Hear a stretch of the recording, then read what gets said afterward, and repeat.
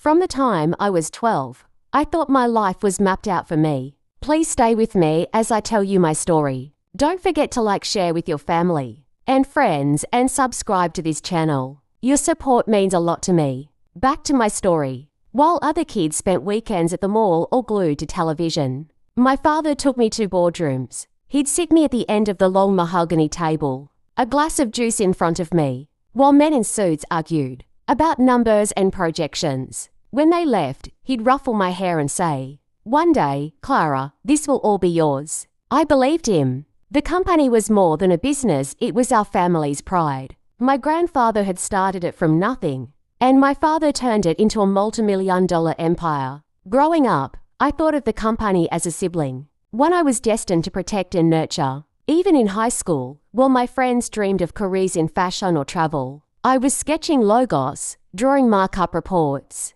pretending to sign contracts. I wasn't just daddy's girl, I was the heir. I remember one night in particular. I was 17, nervous about applying to business school. My father sat me down in his study, the room lit only by the glow of his desk lamp. He handed me a leather-bound notebook. Inside, in his handwriting, were quotes, strategies, even advice he'd written just for me. "This is yours now," he told me. "One day, you'll lead them better than I ever could." I clutched that notebook to my chest like it was sacred scripture. And yet, there were shadows I ignored. The late-night calls he'd step outside to take, the perfume on his suits that wasn't my mother's, the way he brushed off my questions with, "Business never sleeps." But I didn't want to see cracks. I wanted to believe in the promise that one day, everything he'd built would be mine. I couldn't have known then that promises, even once written in leather notebooks, can be broken. And when mine broke, it shattered everything.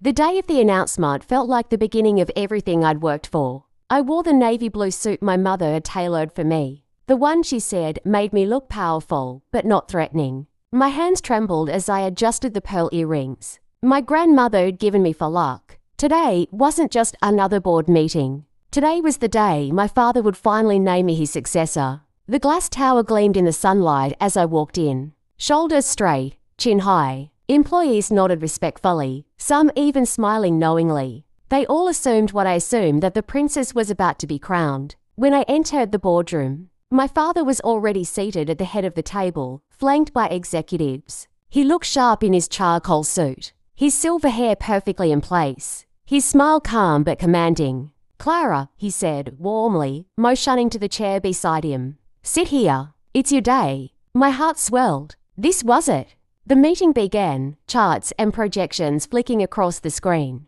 But my mind drifted, already rehearsing the words, "I am honored to lead this company into the future." Finally, my father stood, holding a crisp folder. "Today," he said, "we decide the future of Whitfield Enterprises." I sat taller, my palms sleek with sweat. He paused, scanning the room, then smiled. "I've chosen my successor, someone who has proven loyalty, dedication, and vision." Every eye turned to me. My throat tightened. And then he said her name, Alexandra Hayes. For a moment, I thought I misheard. The room erupted in whispers. Heads turned not to me, but to the woman gliding into the room. Tall, elegant, at least 15 years younger than my father. The woman I had seen once, leaving his car, her perfume clinging to his jacket. His mistress. She smiled sweetly as he placed the folder in her hands. I sat frozen, heat flooding my face, my stomach twisting. The room blurred as the weight of betrayal sank in.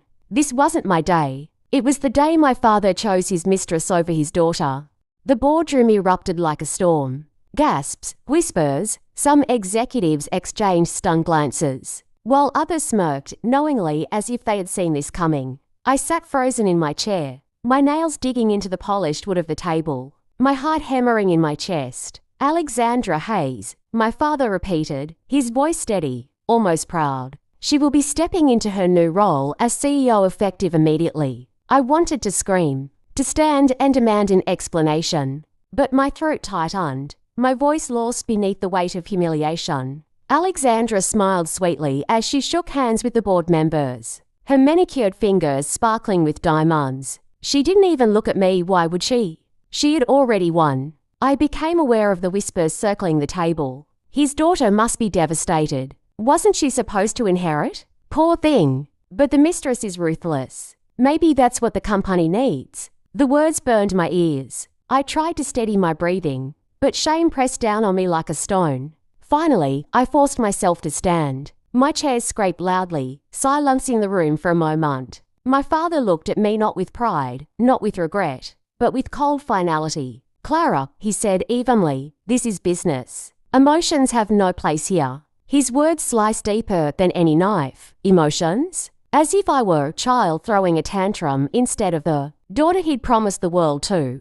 I turned and left the boardroom, my heels echoing on the marble floor. Behind me, Alexandra's laughter chimed softly, mingling with the low hum of congratulations. Outside, the city stretched beneath the glass tower, bustling and alive. But for me, everything felt hollow. My phone buzzed with messages, friends, colleagues, even journalists wanting a statement. I couldn't bring myself to answer. All I could hear was my father's voice echoing in my head. "This is business." No, this was betrayal, and I wasn't sure I could ever forgive him for it.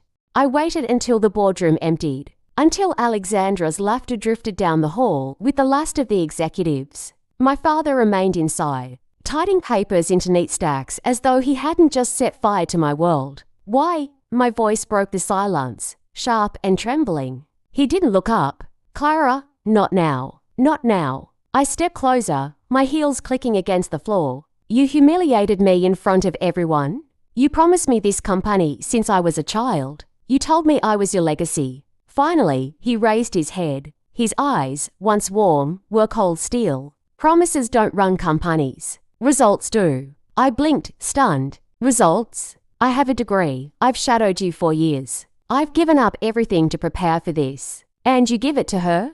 To your mistress?" He flinched, but only slightly. "Don't call her that." "Why not? That's what she is." My voice cracked under the weight of betrayal. "She doesn't love this company. She doesn't even love you. She loves what you can give her." His jaw tightened. "She has qualities you lack. Clara, ruthlessness, vision, the ability to lead without hesitation. You're too soft." The words hit harder than a slap. Too soft. I had broken myself to be enough for him. Long nights, endless sacrifices. Every ounce of myself poured into living up to his shadow, only to be dismissed like this. I felt heat rise to my cheeks. "So that's it. Years of preparing me meant nothing. All those times you said, 'One day, Clara, this will all be yours.' You are lying." His silence was answer enough. Tears burned at the corners of my eyes, but I refused to let them fall. "You didn't just betray me, Father. You betrayed this family. And one day, you'll regret giving everything to a woman who only sees you as a stepping stone."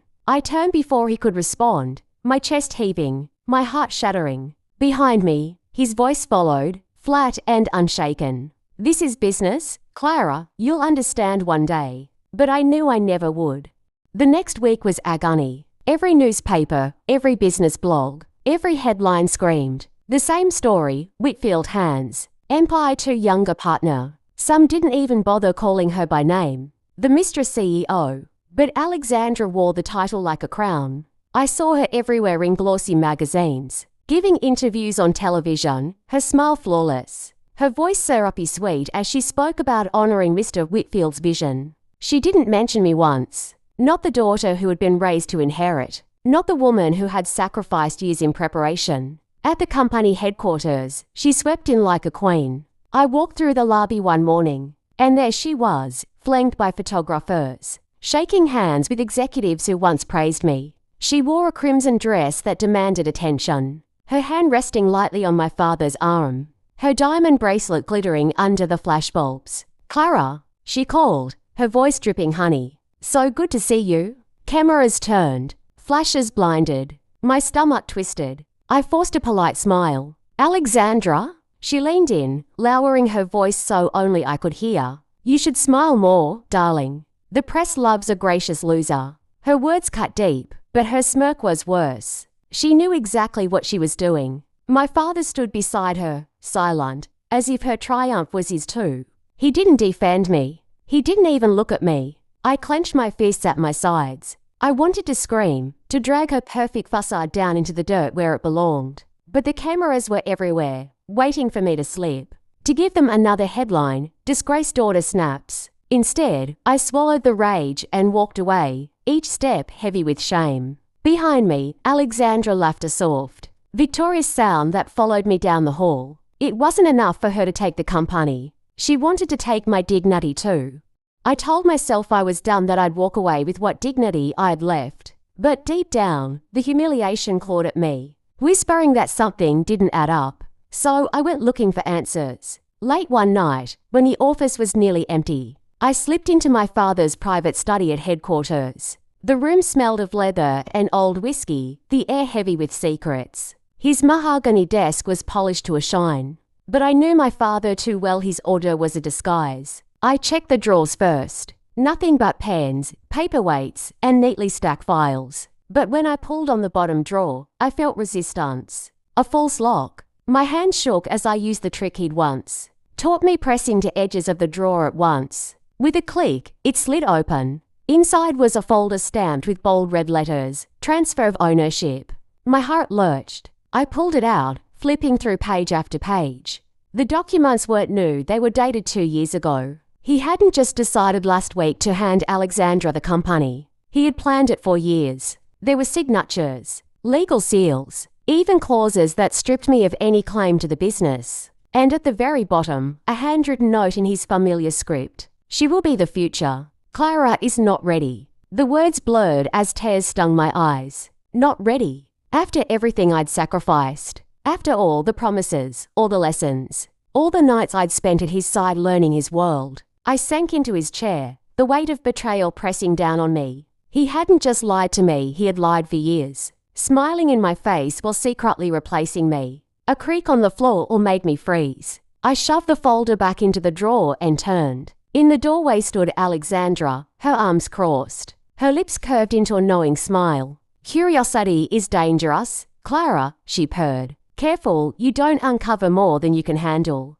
I didn't sleep that night. Alexandra's smug warning echoed in my head, chasing me long after I left the office. The folder's words burned into my memory. Clara is not ready. By morning, I couldn't hold it in any longer. I drove to my parents' estate, my hands gripping the wheel so tightly my knuckles turned white. If I couldn't get answers from my father, maybe my mother would finally tell me the truth. She was in the garden, pruning roses, dressed immaculately as always. When she saw me, her smile faltered. "Clara, what's wrong?" I didn't waste time. "When did you know?" My voice cracked. "How long have you known he planned to give everything to her?" Her pruning shears slipped, clattering onto the stone path. For a moment, she said nothing, just stared at me with wide, glassy eyes. "Clara," she whispered, "not here." "Then where?" My voice rose, breaking the stillness of the morning. "Mother, I found the documents. He signed it over to her 2 years ago.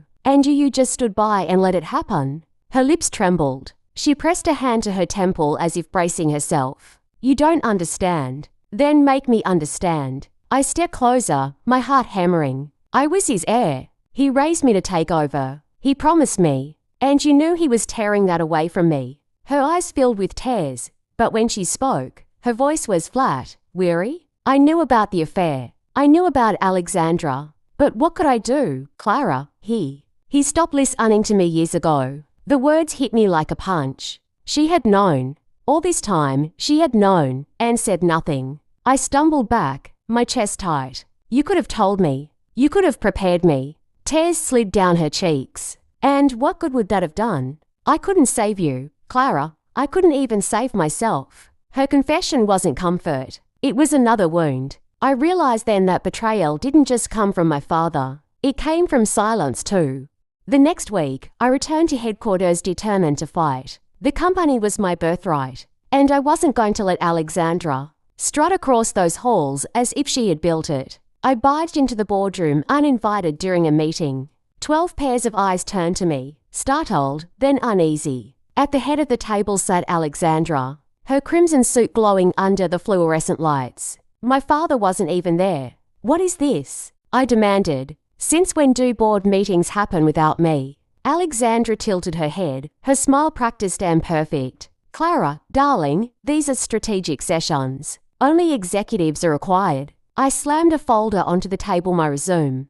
My business degree, my years of training. I am qualified. I've been groomed for this since childhood. I know this company better than anyone in this room. For a flicker of a second, I thought I saw sympathy in one director's eyes, but it was gone in an instant. Another cleared his throat. Clara. The board stands with Mr. Whitfield's decision. My stomach dropped. What? Alexandra leaned forward, resting her chin delicately on her hand. You see, the board believes in stability. And I've demonstrated certain capabilities they feel you lack. Her words oozed with condescension. I scanned the room, desperation clawing at my throat. You know me. You've seen me here for years. I've put in the work, the hours, the sacrifice. You would really throw me away for her. Silence. Avoided eyes. The sound of pans tapping nervously on the table. The chairman finally spoke, his tone final. Clara, the board is unanimous. Alexandra is our choice. I felt the ground vanish beneath me. My father had betrayed me. My mother had stayed silent. And now the very people I thought respected me mentors, colleagues, allies were bowing to Alexandra's charm. I stood there, trembling, as Alexandra smiled sweetly at me. You should rest. Clara, it must be exhausting fighting battles you've already lost. Her words drooped with victory, and for the first time, I felt truly alone. Defeat sat heavy on me after the board's betrayal, but something Alexandra said that day wouldn't leave my mind. Fighting battles you've already lost. It wasn't just arrogance. It was certainty. Why was she so sure of herself? Why would seasoned directors, men, and women who had been loyal to my family for decades side with her so easily? The answer came by accident. I was walking past Alexandra's office late one evening when I heard voices. The door was slightly ajar. I paused, pressing myself against the wall. My father's voice rumbled low, strained. You said this would stay buried, he snapped. Alexandra's laugh was soft, cruel. And it will, as long as you keep your promises. My pulse quickened. You don't understand what's at stake, my father hissed. If this gets out. It won't, Alexandra interrupted smoothly. Not if you keep letting me run things my way. The board trusts me. The press adores me. And you. I heard her heels click closer to him. You're too afraid to lose everything. Silence, a suffocating silence. I pressed a hand over my mouth, my mind racing. She was blackmailing him. That was the only explanation. Alexandra didn't win by loyalty or skill, she had something on him. Something so devastating that my father would rather hand over his empire than risk exposure. I slipped away before they noticed me. My heart hammering so loudly, I feared it would give me away. Back in my apartment, I sat on the floor surrounded by scattered notes. The documents I'd stolen. The fragments of every lie I'd uncovered. It all made sense now. My father hadn't chosen her because he believed in her. He'd chosen her because she held his leash. But what secret could be so powerful that a man like my father, a man who prided himself on strength and control, would hand over everything to keep it hidden? I didn't have the answer yet, but I knew one thing. Alexandra wasn't just a mistress. She was my father's executioner. I couldn't hold it in any longer. The next morning, I stormed into my father's office. He looked up from his desk, startled, as if I'd caught him off guard. Clara, he said slowly, you can't just barge in here. I know, I shot back, slamming the door behind me. My voice shook, but I didn't care. I know why you chose her. His expression hardened instantly. Stop. She's blackmailing you. I pressed, my hands trembling. I heard you last night. You gave her the company because she's holding something over you. What is it? What could possibly be so bad that you destroy your own daughter for it? For the first time, my father didn't meet my eyes. He leaned back in his chair, his hands gripping the armrest so tightly his knuckles turned white. It's none of your concern, he said finally, his voice low, tired. None of my concern? My laugh was sharp, bitter. You've humiliated me, destroyed my future, turned me into a punchline in the press. And now you're telling me it's none of my concern. Clara. His voice cracked on my name. He rubbed a hand over his face. And suddenly, for just a moment, he didn't look like the powerful man who ran boardrooms. He looked old, fragile, afraid. I stepped closer. Please, just tell me the truth. I deserve to know. He closed his eyes. For a long time, silence stretched between us. Then he whispered, if the world finds out what I've done, everything will collapse. The company, this family, everything I've built. Alexandra knows, and she will use it. I couldn't risk it. My stomach twisted. He wasn't just guilty, he was terrified. I shook my head slowly, tears burning my eyes. So you sacrificed me instead. You threw away your daughter to protect yourself. His silence was answer enough. I turned to leave, my voice breaking. I thought I lost the company, Father. But what I really lost was you. Behind me, I heard the sound of a man breaking. My father's choked sobs muffled into his hands.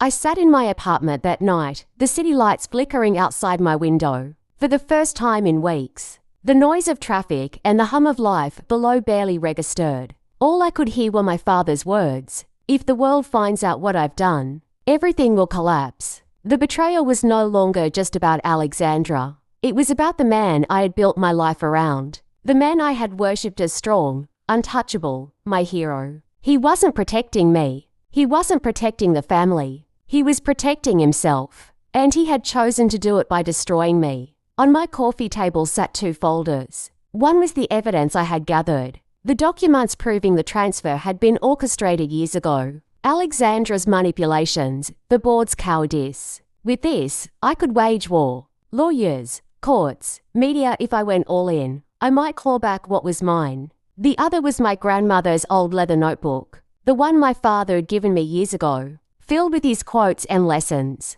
I flipped through the pages now, the words bitter and hollow. A leader is nothing without integrity. Family be for all. Lies, every single one of them. I pressed my hands to my face. Winning the company wouldn't erase the rot that ran through it. Even if I took it back, what would be left? An empire built on secrets, corruption, and betrayal. When the sun rose, I knew my choice. I slipped the folder of evidence into my bag, not to use in court, but to keep as a reminder of what I would never become. At my desk, I pulled out a blank sheet of paper and began to write. Not resignation, not surrender. A business plan, my own. Alexandra could have his empire. She could sit on her stolen throne, basking in her hollow victory. I would build something better, something cleaner, something mine. And this time, no one would take it from me.